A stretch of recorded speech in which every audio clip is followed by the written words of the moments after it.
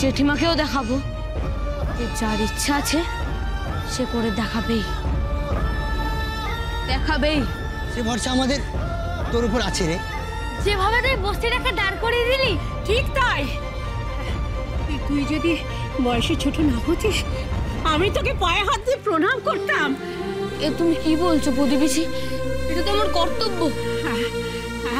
তুই এইটুকু ছেলে আমাদের চোখে কত বড় হয়ে গেছিস। হ্যাঁ, তিল তিল করে একটা বড় মানুষ হয়ে গেছিস রে, যা কেউ ভাবতে পারবে না, কেউ করতে পারবে না। নিজের টাকা দিয়ে হাতে হাত লাগিয়ে এই বস্তিটাকে দাঁড় করিয়ে দিলি বাবা। হ্যাঁ, এই বস্তি সবাই সবাই তোর কাছে চির ঋণী হয়ে থাকবে। তুই যখন ডাকবে আমরা সে ঠিক হাজির হব। তুই যদি ভাবিস তোর বোনের পড়াশোনা হচ্ছে না, স্কুলে ভর্তি হচ্ছে না, আমাদের ডাকবি, আমরা তোর পাশে থাকবো, সবাই মিলে চাঁদা তুলবো। না, চাঁদা তুলতে হবে না।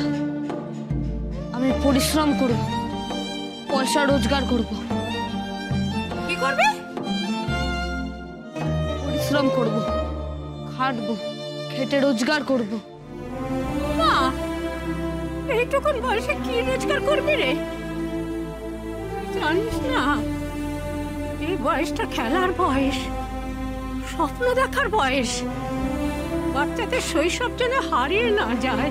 শৈশব হারাবে না প্রতিবেশী, আর যদি শৈশব হারায়ও তাহলে আমার বোনের জন্য হারাবে।